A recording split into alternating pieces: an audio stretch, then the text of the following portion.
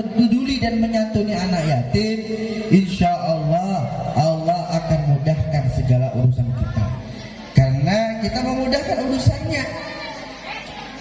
Kemudian akan datang juga pertolongan dari Allah. Allah akan mencukupi kebutuhannya kita. Dan akan ada orang miskinnya kalau mereka peduli sama anak yatim. Tapi jangan jadikan anak yatim sebagai suatu alat pamer kesombongan segala macam. Jangan, pedulikan mereka dengan keikhlasan. Karena ada suatu kisah para hadirin wal hadirat, ini kita belajar bersama. Ada suatu kisah seorang penjahat, ia orang pemabuk. Setiap hari ia melakukan dosa, setiap waktu dia melakukan dosa. Akan tetapi suatu ketika dia meninggal dunia, orang desanya tahu dia penjahat. Orang desanya tahu dia penjahat, orang desanya gak mau ngurus jenazahnya, gak mau sholatin, sehingga tidak dikubur tuh jenazah. Sang istri pun bingung karena warga desa itu gak mau untuk menguburkan suaminya yang ini penjahat ini. Akhirnya sang suami dibawalah ke suatu tanah yang sangat luas. Ternyata di tanah luas itu ada suatu gunung, dan ada gunung seorang wali Allah yang dia beribadah di atas gunung yang belum pernah turun gunung. Kemudian wali Allah itu turun ke gunung, datang ke istri tersebut untuk mengurus jenazahnya dan mensolati suaminya ini yang pemabuk, yang setiap hari ngelakuin dosa. Kemudian warga desa bingung, lah kok seorang wali itu mau mensolati seorang pendosa, kok seorang wali itu mau untuk mengurus jenazahnya. Kemudian sang wali mengatakan kepada istrinya, saya mendengar dalam mimpi saya bahwa si fulan ini, yang pemabuk ini, yang penuh dosa ini sudah bertobat kepada Allah Subhanahu wa taala. Kemudian mendengar cerita tersebut, akhirnya warga penduduk tadi ikut mengurus jenazah tersebut. Setelah mengurus, mensolati, kemudian menguburkan, ditanya sama walinya tadi kepada istrinya, apa amalan suamimu ketika di dunia? Sang istri menjawab, tidak ada Ustaz, tidak ada Pak. Dianya setiap hari berdosa, mabuk-mabukan, tidak ada amalan baik yang saya ingat. Kemudian ditanya lagi sama sang wali kepada istrinya, benarkah seperti ini? Coba diingat-ingat kembali, apa amalan yang dilakukan suamimu ketika di dunia? Kemudian sang istri menjawab, iya saya ingat ada 3 hal yang dilakukan suami saya. Yang pertama ialah ketika ia dalam keadaan mabuk kemudian tersadar dari mabuknya sudah selesai, dia selesai di waktu subuh, beliau itu langsung ngambil wudhu sholat berjamaah ketika sadar.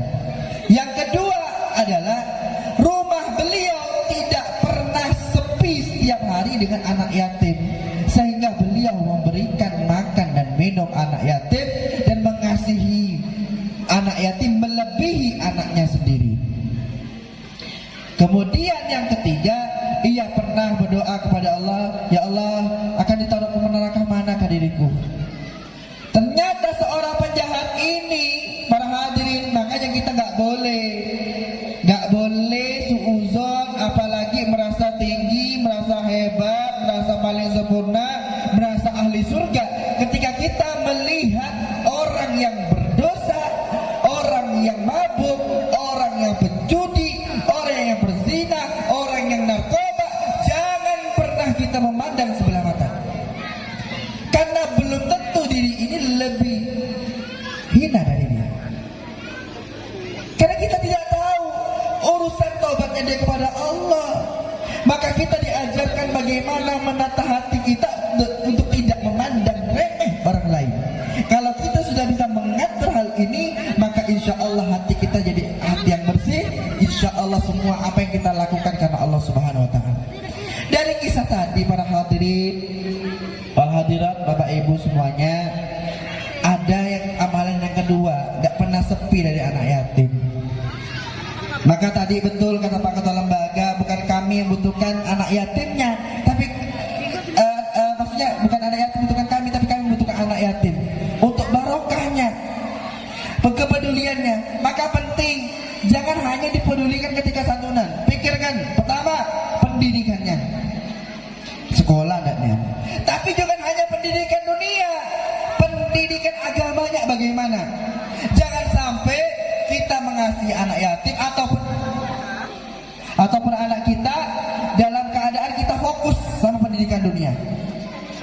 Pilihannya dua, mau jadi ahli dunia atau ahli akhirat, atau dua-duanya seimbang.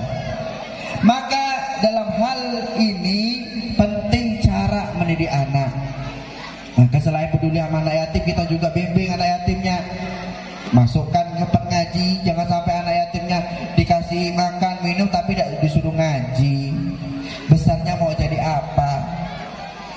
Nah seperti itu. Begitu juga apalagi anak kita, Bapak Ibu. Karena di sini masalah pendidikan saya sedikit membahas. Saat ini kita berada di zaman yang beda. Zaman yang beda. Dulu zaman Bapak tidak punya handphone. Sekarang sinyal di teluk Makedal 4G. Lancar ternyata WA di sini. Dulu berapa tahun yang lalu saya macam-macam ada sinyal di sini. Sangat lancar di sini sinyalnya. Anak SD sudah bisa teknologi, bisa main handphone, bisa video callan, bisa akses semua situs. Yang terpenting adalah Bapak Ibu, bagaimana Bapak Ibu mencontohkan sebagai orang tua yang baik untuk dicontoh anaknya. Kenapa? Karena banyak orang tua tidak peduli dengan pendidikan anaknya. Saya cerita pengalaman. Karena saya bergerak dalam bidang kesehatan, dalam keremajaan, maka ini penting saya sampaikan. Bapak Ibu, sedikit masalah kependidikan, ya. Penting Bapak Ibu memberikan modal pendidikan agama itu kepada anak-anak sejak dini. Hukumnya wajib. Kenapa? Mengajarkan kepada anak itu bukan ketika balik. Nah ini tak boleh, bukan. Belum tentu dia menerima. Tapi ketika kecil, udah kayak gini kecil-kecil diajarin sholatnya bagaimana. Kalau udah apa sholat, udah apa doanya, biarin bagaimana gerakan sholat. Nanti diajarin ngajinya. Ini kewajiban, Bu. Jangan mau mentang-mentang anaknya pintar jago matematika, pintar bahasa Inggris, kuliahnya di luar, tapi pergaulan bebas. Mau jadi ahli zina atau ahli ibadah. Di luar sana ada suatu kasus yang saya tangani. Ketika mereka keluar dari sarangnya, ibarat mereka dari suatu tempat yang sangat mungkin bagi mereka adalah suatu hal penjara. Ketika kuliah di luar, kalau nggak punya basic agama yang baik, mereka akan ngikut ke pergaulan. Apalagi sekarang, ketika saya pernah mengisi di suatu sungai yang bawang waktu itu, kalau desa, saya lupa desanya, ada kasus anak SMP waktu itu, kelas 1, datang ke saya, laporan, Pak Ustadz, ada teman saya, dia ini perempuan, kalau dia itu megang handphone, karena situ waktu itu susah sinyal ya, megang handphone, pasti membuka situs-situs yang tidak dibolehkan dibuka. Kalau dia tidak buka, kepala dia pusing. Dan itu dilakukannya tiap hari. Maka kita harus evaluasi.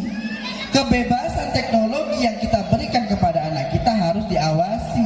Karena anak SD saja sudah mengerti hal tersebut. Jangan sampai orang tua sibuk kerja, kemudian lupa anaknya di rumah, cek handphonenya Bapak Ibu. Pergaulan bebas sekarang merajalela. Dimanapun dia bisa buka, dimanapun dia bisa lakukan. Maka jangan heran ketika dalam pelosok desa pun ada kasus pencabulan, ada kasus pemerkosaan dan lain sebagainya. Ini penting. Kalau anak kita sudah dididik dalam kebaikan, disuruh ngaji dari kecil, insya Allah aman. Jangan sampai kita pengen anaknya jadi profesor, jadi orang hebat, agamanya nggak ada. Jangan sampai kita pengen jadi dokter tapi anaknya agamanya nggak bisa bakti sama orang tua. Jangan, karena kelak semuanya akan jadi pertanggungjawabkan. Maka pesan saya kepada hadirin hadirat, saya tidak ingin panjang lebar karena kita pengennya isi sholawat lebih banyak. Mau idosanya sedikit karena di sini lebih banyak, lebih guru-guru saya. Kita sama-sama mengingatkan, jangan sampai kita lupa karena mencari dunia, anak kita tinggalkan pendidikannya. Kalau Bapak Ibu takut, masukkan ke lembaga Islam yang ada pendidikan agamanya. Kalau tidak sempat ngaji, kasihkan guru ngaji, jangan maksa-maksa Pak Bu. Karena udah dalam kesibukan dunia yang kita lupa ngajarin anak kita, serahkan ke lembaga Islam, ke sekolah Islam, biar belajar tentang agama. Insya Allah dijaga oleh Allah Subhanahu wa Ta'ala. Yang kedua, kalau pengen anaknya benar, orang tuanya juga benar nyontoinnya. Jangan pernah nyuruh anak, dek sholat dek, jangan lupa, orang tuanya nggak sholat. Dek jangan lupa bersedekah, orang tuanya nggak ngajarin sedekah. Ya tidak bisa, karena kesolehan orang tua akan menjadi cerminan untuk anaknya nanti. Akan dilihat, oh bapak saya dulu itu kalau sholat azan itu langsung, oh berarti saya harus ikut. Ada contohnya. Tapi ketika orang tuanya nggak sholat, anaknya disuruh sholat, akan ada mental dalam dirinya. Orang tua saya nggak sholat, ini nggak perlu diikutin.